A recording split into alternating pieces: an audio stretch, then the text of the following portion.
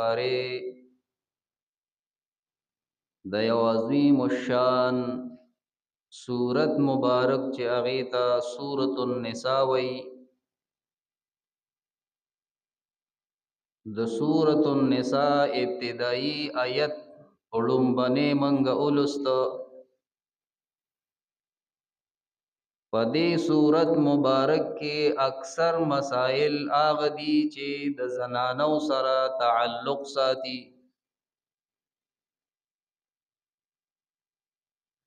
د تلاوت په اعتبار سره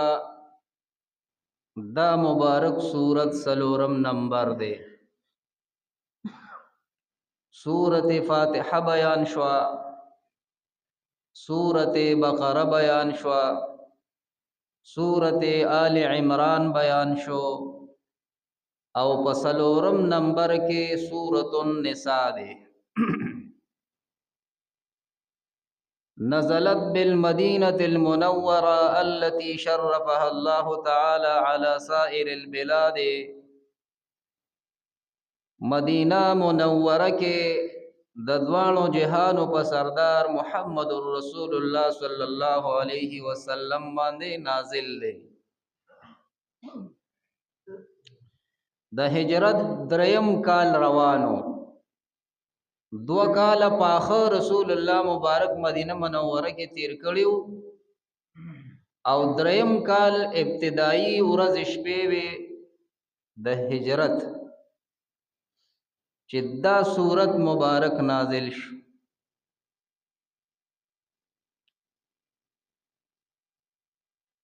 مئة وست وسبعون آیتاً 176 آیتونه مبارک دی. 24 رکوعاً 24 رکوعان دی. سلیرش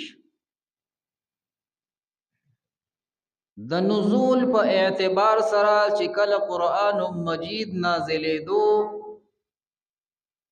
نو سورۃ النساء 99 نمبر سورت چې دا قرآن کریم کې نازل. پس د سورۃ ممتحنه.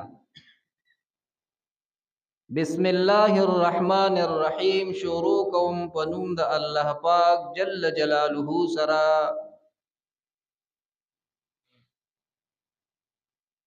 چې ډېر مهربانا او رحم کوونکی دی.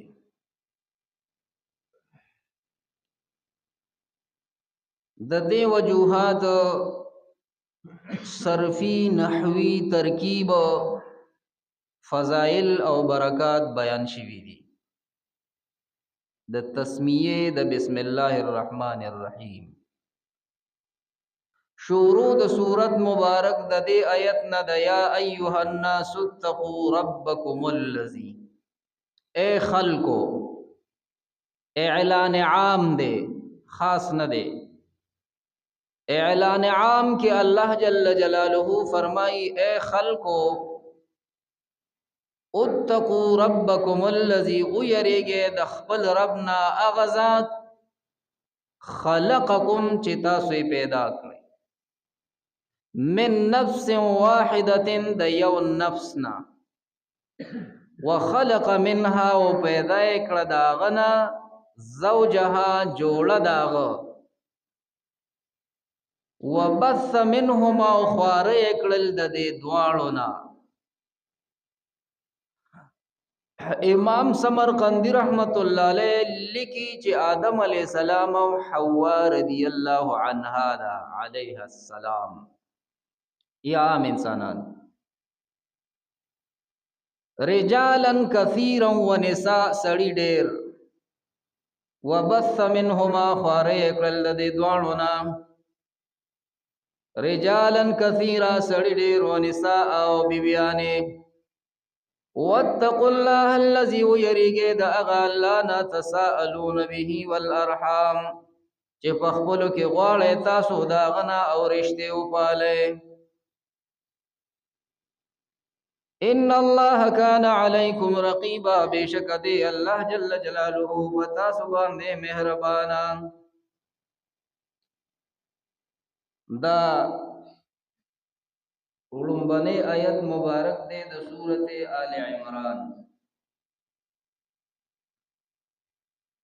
ربط او مناسبت بیانو او شان نزول ضمنن بیان شو. اوس بتا سپوئے گئے خواہ سورت آل عمران کی غزوہ احد بیان شو کو بیان نشو. آگے کے د شہیدان ذکر شو، د صحابہ کرام ذکر شو، 70 کسان شہیدان، او پاغی کے بیا رئیس الشہداء حضرت حمزہ رضی اللہ تعالی عنہ د رسول اللہ علیہ السلام کاکا جی او تر عم النبی صلی اللہ علیہ وسلم